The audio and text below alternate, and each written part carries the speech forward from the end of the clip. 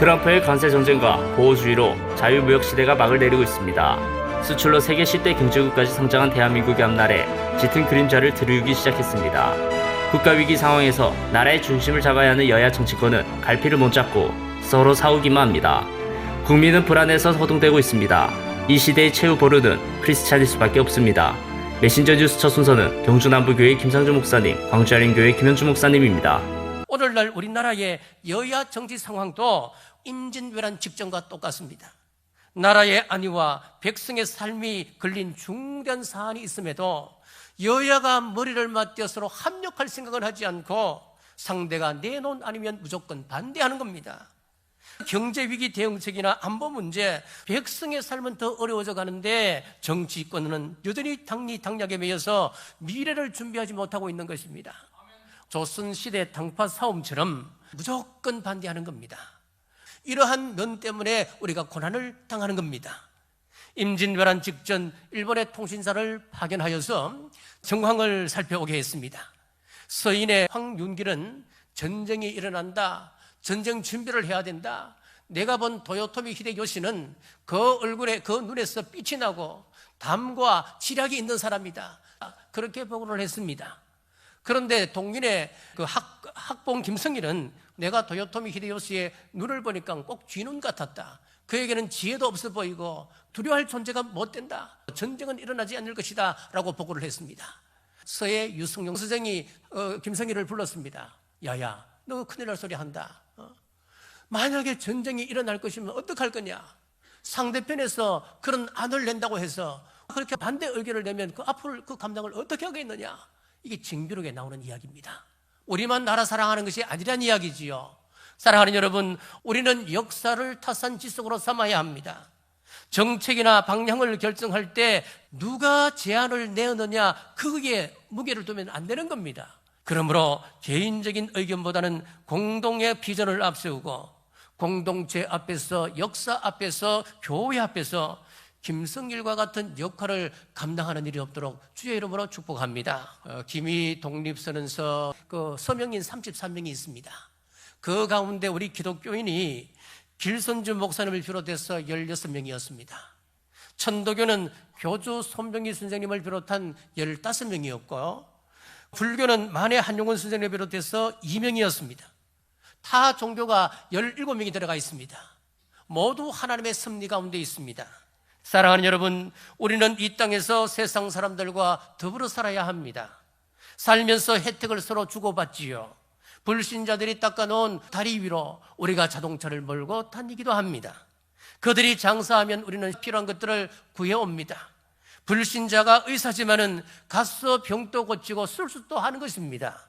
따라서 우리는 세상에서 예절과 상식을 지키며 공존해야 합니다.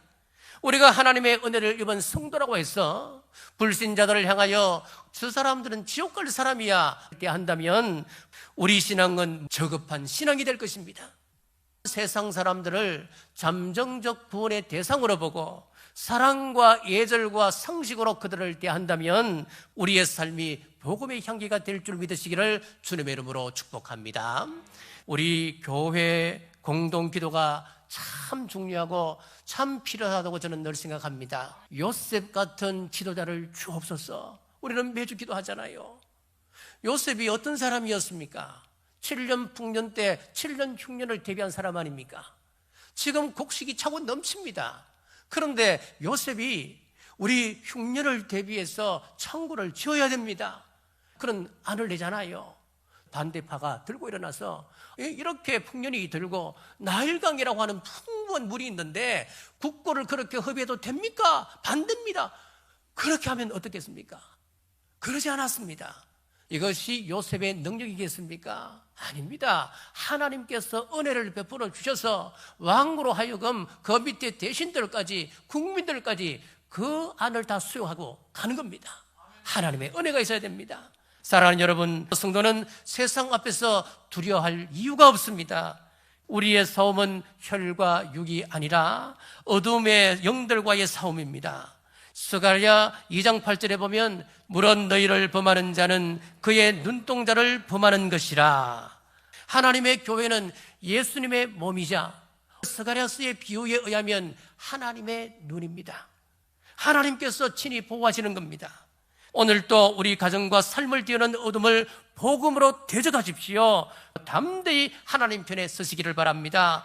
이 싸움의 가장 강력한 무기는 예수 그리스도의 복음입니다. 사랑하는 여러분, 우리는 하나님의 섭리를 다 깨닫기에는 우리의 지혜가 너무나 부족합니다. 하나님을 전적으로 신뢰하며 하루하루 순종의 삶을 살아가야 합니다. 세상과 구별된 모습으로 그들을 사랑하고 섬기시길 바랍니다. 그리할 때 고난조차 우리를 정결하게 다듬는 도구가 되고 우리의 삶을 통해 하나님의 나라가 확장될 것입니다. 교회 역사가 한 2000년 정도 되는 것 같아요. 2000년 교회 역사 속에 서로 분열 많이 했거든요. 근데 분열을 해서 한 동네에 큰 예배당을 3개 짓고 함께 사는 교회는 전 세계 역사상 양림교회밖에 없어요. 한 동네에 같은 이름으로 같은 역사를 가지고 분열해가지고 같이 신앙생활을 하고 있는 교회는 전 세계에 없습니다. 그러니까 우리가 지금 무슨 일을 하고 있는 거냐면요. 자, 분열을 했어요. 근데 이제 연합하는 거잖아요. 그러니까 세계 기독교 2000년 역사 속에 분열했다가 다시 이렇게 연합활동을 꾸준히 하고 있는 교회는 우리 양림교회밖에 없는 거예요. 굉장히 훌륭한 일이에요. 하나님 기뻐하실까요? 안 기뻐하실까요? 예, 기뻐하실 겁니다. 우리 주님 다시 오시는 날까지 새 양림교회가 이렇게 함께 연합하는 일을 잘했으면 좋겠어요. 제가 이제 한 14년밖에 안 남았어요. 저도 목회할 날이. 근데 제가 있는 동안에는 잘 지낼 것 같아요. 우리 조 목사님은 저보다 더 오래 하실 거니까. 그리고 이 기장양님, 언덕양님 교회 목사님도 얼마나 점잖으신 목사님이고 저희보다 이제 연세가 제일 많거든요. 그 목사님이 형님이신데 저희들을 얼마나 잘 이끌어 주시는지 현재 우리 조 목사님과 기장의 이 목사님과 제가 있는 한 새 양림교회는 계속 연합해 갈 줄로 믿습니다. 오늘 이 자리에 섰는데 떨리지도 않고요. 남의 집인 거 아니고 우리 집 같아요. 말씀 전하겠습니다. 푸른 소금이라고 하는 영화가 있어요. 그 영화에서 이런 대사가 나옵니다. 세상에서 가장 중요한 금이 3가지가 있다. 첫째는 우리 몸의 건강을 유지하는 데 반드시 필요한 소금. 둘째는 지금. 셋째는 세상 모든 사람이 좋아하는 황금이다. 여러분, 소금, 지금, 황금 이 3가지 중에 어떤 것이 가장 중요하다고 생각하십니까? 소금이 없으면 사람은 생존할 수 없습니다. 지금은 내 인생과 관련이 있습니다. 지금 내가 생각하고 판단하고 행동하는 것이 결국 내 인생이 됩니다. 인생이라는 것은요, 판단하고 생각하고 결정하고 지금 하는 거예요. 이게 쭉 이어지면 인생이 되는 거예요. 그래서 사람은 지금을 잘 살아야 합니다. 그래야 후회 없고 멋진 인생 살 수 있습니다. 황금이 없으면 생활을 유지할 수 없습니다. 이 3가지 중요한 금 가운데 오늘은 우리의 인생과 관련된 지금에 대해서 생각해 보려고 합니다. 3년 가까이 양림동에 살면서 양림동 사람들 가운데 가장 부지런한 사람, 저 4시에 일어나면 이제 새벽기도 가요. 그러면 그때 누가 와요? 언덕, 정원, 계단, 새 양림교회 성도들이 다 움직여서 각자의 예배당을 향해 갑니다. 우리가 양림동에서 가장 부지런합니다. 그리고 새 양림교회 성도들 가운데 가장 부지런한 성도들, 여기 저 3개 다 다녀본 거잖아요. 달라. 여기는 박수도 내 마음에 너무 마음에 들어요. 저는 그 논산훈련소 조교 출신이에요. 그래서 군가 부르듯이 이렇게 찬송가 부르는 거 너무 좋아. 모든 예배 집회 열심히 참여합니다. 합동양림. 특별히 새벽 기도에 가장 많이 참여하는 모습. 요즘 지난 주간 이렇게 다녀보면 차들이 엄청 많이 와요. 부흥사경회가 있든지 특별 기도회를 하든지 그러고 있단 말이에요. 금방 제가 알아요. 엄청 부지런하십니다. 그래서 오늘 이 교회에 오면서 제가 로마서 12장 11절 말씀, 부지런하여 게으르지 말고 열심을 품고 주를 섬기라. 이 말씀은 어려운 말씀이 아니잖아요. 이 말씀은 현재 여러분이 신앙생활하고 있는 모습이고요, 신앙의 자세입니다. 저 서울에서도 목회를 해봤습니다. 여러분은 서울에 갔다 와도 가장 부지런한 사람들에게 속할 것 같아요. 그럼 우리나라에서 가장 부지런해요. 그럼 전 세계의 교회 가운데 새벽 기도회를 하는 교회는 어디가 있을까요? 대한민국 교회만 새벽 기도회를 합니다. 대한민국 교회들이 부지런히 새벽 기도를 하는데 그 가운데 여기 합동양님 가장 부지런한 것 같아 내 눈에. 그러면 전 세계에서 가장 부지런한 성도들인 거예요, 여러분. 그렇게 믿으셔도 돼요, 여러분. 저는 군대 가기 전에 제가 마음이 약하고 몸이 약하고 체력이 약하니까 군대 가면은 내가 못 견딜까 봐 대학교 1학년 때 제가 태권도를 1년을 배워서 단을 따가지고 군대에 갔거든요. 그때 태권도를 배우면서 한 6개월 배우는 게 뭐냐면 계속 자세를 배워요. 자세를 배워야 겨루기도 하고 다른 것을 넘어가더라고요. 이 자세가 바르게 되어 있어야 한다. 태권도 할 때 배웠거든요. 자세는 어떤 사람이나 일을 대할 때의 태도를 말합니다. 어떤 자세로 사람을 대하고 어떤 자세로 일을 하느냐에 따라 전혀 다른 결과가 나오기 때문에 그렇습니다. 똑같아요, 신앙생활도. 우리가 어떤 자세를 가지고 있는가 굉장히 중요합니다. 여기 앉아 계신 우리 양림교회 성도님들은 여러분은 여러분 자신이 어떤 자세로 신앙생활을 하고 있다고 생각하십니까?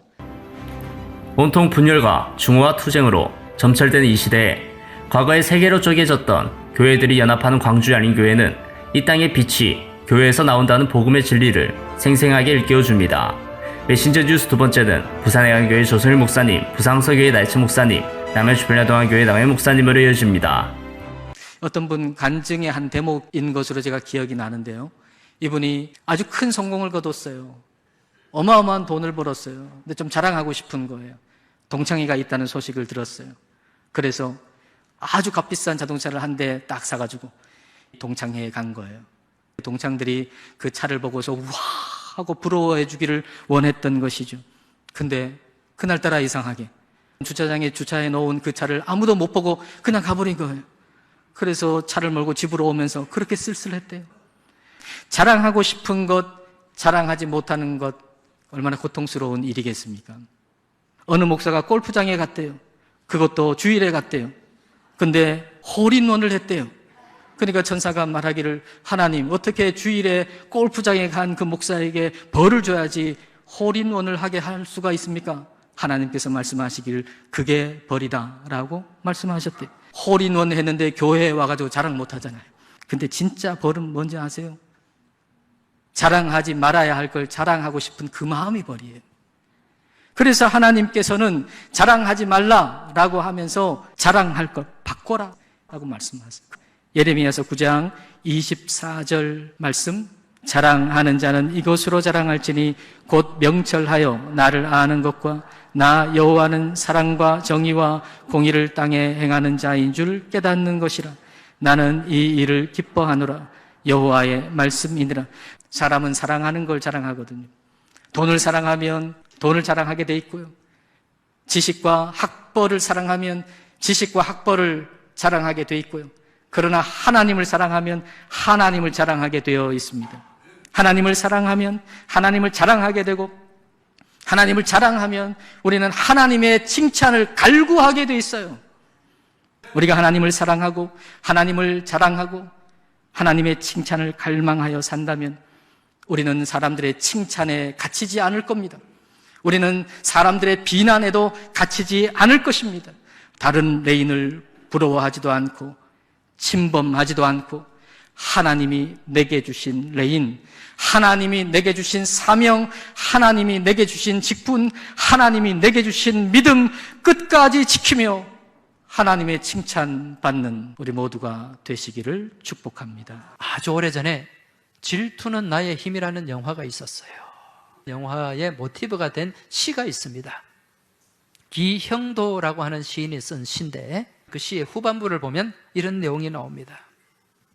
저녁 거리마다 물끄러미 청춘을 세워두고 살아온 날들을 신기하게 세어 보았으니 그 누구도 나를 두려워하지 않았으니 내 희망의 내용은 질투뿐이었구나.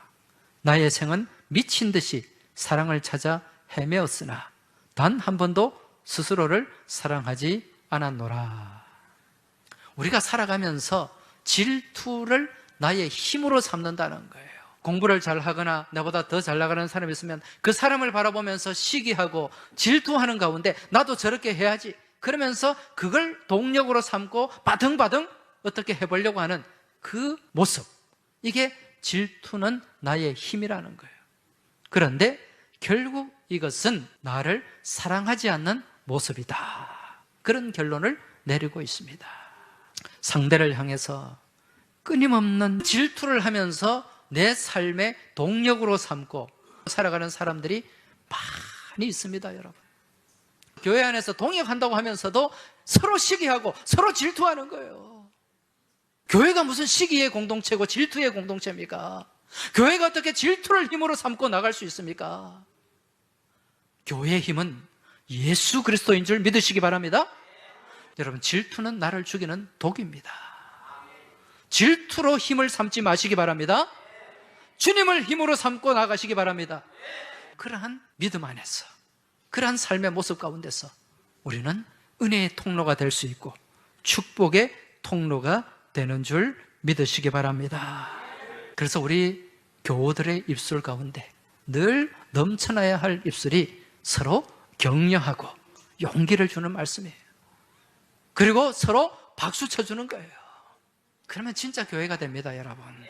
이제 우리 가운데 자리 잡고 있는 미움, 다툼, 시기, 질투 다 버리고 우리 다 주님의 사랑으로 하나가 될 수 있길 주의 이름으로 축복합니다.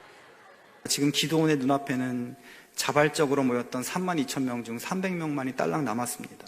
자, 하나님께서 내가 승리하게 해줄 테니까 이제 싸움을 시작해라 명령하셨지만 기도원은 여전히 두려움에 빠져 있었습니다. 하지만 하나님께서는 그렇게 두려움에 빠진 기도원에게 적진으로 내려가서 적군들이 하는 말을 좀 들어보고 오라고 하십니다. 기도원이 적군의 진영 근처로 몰래 가면서 보니까 적군들은 생각했던 것보다 어마어마하게 많은 거예요. 정말 더 덜덜 떨리는 두려운 마음으로 숨어 있는데 그들 중에 한 사람이 꿈 이야기를 해요. 보리빵 한 덩어리가 미디안 장막을 엄청난 힘으로 쳐서 그 장막이 무너진다는 꿈. 그런데 그 꿈 이야기를 듣고 있던 사람이 이렇게 말합니다. 그것은 다름이 아니라 이스라엘 사람 요아스의 아들인 기드온의 칼이 틀림없네. 하나님이 미디안과 그 모든 진을 그의 손에 넘기신다는 것일세. 기드온은 그들의 대화를 듣고 진짜 확신을 갖습니다. 야, 저 엄청난 미디안 군대가 속으로는 우리를 되게 두려워하고 있었구나. 정말 하나님이 미디안을 우리에게 넘겨주시는구나 확신하며 하나님을 경배하고 전투에 임하게 됩니다. 하나님은 그에게 확신을 주시기 위해서 많은 기적을 베푸셨고 미디안 군대의 마음속에 두려움의 꿈을 꾸게 하셨습니다. 그리고 그런 적들의 두려움을 기드온이 알게 하셔서 그에게 담대한 마음이 생기게 하셨습니다. 마지막 순간에 하나님은 누구도 생각 못할 놀랍고 지혜로운 작전이 기드온 마음속에 떠오르게 하셨고 그 작전이 한치의 오차도 없이 실행되게 하셨습니다. 이스라엘은 아무 일도 하지 않고 승리함으로 온전히 하나님께 영광을 돌리고 하나님을 전적으로 신뢰하는 믿음을 회복하게 되었습니다. 여기서 한 가지만 짚어야 할 것은 우리를 무너뜨리려고 하는 사탄은 두려운 존재가 아니라는 것입니다. 오히려 사탄이 하나님과 함께하는 우리를 두려워할 수밖에 없다는 것이에요.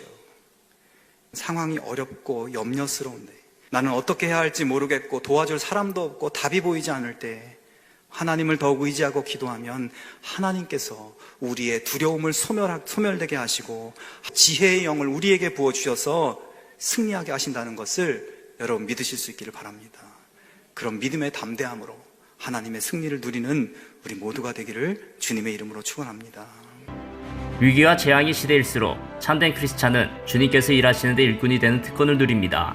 그래서 세상이 아무리 힘들어도 크리스찬은 세상 사람들처럼 의기소침하지 않고 오히려 분발할 수 있는 것입니다. 메신저 주스 마무리는 울산호계교회 김병문 목사님, 서울동안교회 김영주 목사님을 연결합니다. 미국 서부 개척 시절에 마차로 이동을 했죠. 마차에도 등급이 있었다고 합니다. 1등석은 이제 마차를 타고 가는 도중에 바퀴가 고장이 나거나 빠지게 되면은 그대로 마차의 좌석에 앉아 있을 수 있었습니다. 그 2등석은 이 고장이 나면은 내려야 됩니다. 다 고치면은 마차에 탈 수 있는 사람이 2등석이고 3등석은 마차가 고장이 나면은 내려서 마부와 함께 팔을 걷어붙이고 바퀴를 고쳐야 하고 상황을 정리해야 되는 그런 사람이 3등석의 사람이었습니다. 여러분이 마차의 마부라고 생각한다면은 어떤 손님에게 가장 관심을 가지겠습니까? 요즘이야 당연히 1등석을 손님에게 더 많은 서비스를 제공하고 더 많은 관심을 가지겠는데 서부시대, 개척시대 마부는 오히려 1등석을 신경 쓰지 않고 3등석의 손님들에게 우선적인 관심을 가졌다고 합니다. 왜 그랬습니까? 고장 나는 경우가 다반사였기 때문에 그때 자기를 도와줄 수 있는 사람이 누구인가에 대해서 관심을 가질 수밖에 없었다라는 거죠. 그래서 어떤 마부는 비록 3등석에 탔지만은 그 2등석에 마부의 고난으로 앉혀주기도 했다라는 그런 것이 있다고 합니다. 자신과 함께 동력할 사람이 중요했다라는 거죠. 여러분은 지금 하나님 보시기에 내가 세상적으로는 3등석에 앉아 있을지라도 하나님과 함께하고 하나님의 마음을 합한 마음을 가지고 있다면은 하나님께서 그 사람과 함께 그 사람을 높여주는 줄로 믿으시기 바랍니다. 세상 사람들은 클래스에 따라서 달라지만 하나님은 그 중심을 보신다라는 거죠. 오늘 본문에서도 다윗이 하나님 앞에 성전을 봉헌했기 때문에 칭찬받은 것이 아닙니다. 축복받은 것이 아닙니다. 그 마음 중심을 보시고 하나님께서 그를 높여주신 것이죠. 오늘 당장 좋은 곳에서 쓰임받지 못한다고 해서 낙심하지 마십시오. 말없이 준비하십시오. 그래서 시기가 되면 가장 멋진 모습으로 하나님께서 여러분을 사용하시게 될 것입니다. 오늘 내가 쓰임받지 않고 있다는 것은 하나님께서 너를 네가 준비하라는 신호와도 같은 것입니다. 여러분 특별히 여기서 주의사항은 어떤 상대방과도 비교도 하지 마시고 내가 가진 주장을 고집하지도 마십시오. 맞지도 않는 옷을 억지로 입으려고도 하지 마시고 있는 모습 그대로 하나님 앞에 순수한 마음으로 나갔을 때 하나님께서 여러분을 사용하시게 될 것입니다. 오래전에 미국 뉴욕시 교육위원회에서 신앙인과 불신앙인의 후손들이 어떻게 다른지 살펴보기 위해서 조사를 했습니다. 두 사람의 표본 모델을 선정했는데 한 사람은 18세기 미국 대학생 운동의 대표적인 사람이며 프린스턴 대학의 총장을 역임한 조나단 에드워드였고 또 한 사람은 뉴욕에서 살롱 술집을 경영하여서 거부가 된 무신론자 맥스 주크라는 사람이었습니다. 위원회에서는 이 두 사람의 후손들을 5대에 이르도록 면밀하게 인적 사항을 조사하여서 통계를 추출하였습니다. 조나단 에드워드의 후손은 모두 896명이었는데 이 가운데 대학 총장이 12명, 교수가 65명, 의사가 60명, 목회자가 100명, 그리고 나머지 모두 사회에서 공헌한 사람들로 살았습니다. 이 가문의 자손들로 인해서 연방정부나 지방정부에서 회복과 일처를 위해서 들어간 비용은 전혀 없었습니다. 한편 맥스 주크의 자손은 1062명이었는데 교도소에서 수감된 사람이 96명, 알코올 중독자가 58명, 장녀가 65명. 그런데 이들의 후손 때문에 미국 정부에서 지출된 국고금이 무려 1억 5천만 달러였다고 합니다. 자녀들 이 교육은 무너지면 한 세대, 두 세대 넘어서도 회복이 참 힘듭니다. 이 심각함을 느헤미야는 알고 있었어요. 유대 사회에서는 어머니가 유대인일 때 그 자녀를 유대인으로 인정합니다. 어머니가 가정 안에서 신앙과 문화를 전수하는 결정적인 역할을 맡고 있다는 것을 잘 말해주고 있습니다. 그래서 느헤미야는 이방 여인을 유대 공동체에서 떠나게 합니다.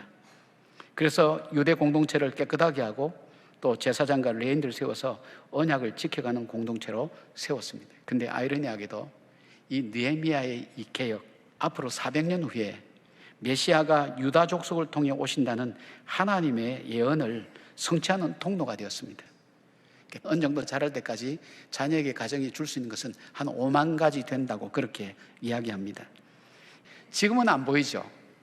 지금은 잘 이해가 되지 않죠. 그러나 긴 세월을 두고 볼 때 경건하고 하나님 말씀으로 양육된 그 자녀와 자손을 통해서 우리의 헌신과 신앙의 결단을 통해서 하나님은 일을 하신다는 것을 알게 됩니다. 아홉 목사님들의 말씀 전체를 들으실 수 있도록 전부 링크해 두었습니다. 아직 메신저 뉴스 구독을 누르지 않은 시청자님이 계시면 지금 구독과 좋아요, 알림 설정 같이 부탁드립니다. 다음 주까지 안녕히 계십시오. 메신저 뉴스 김성욱입니다.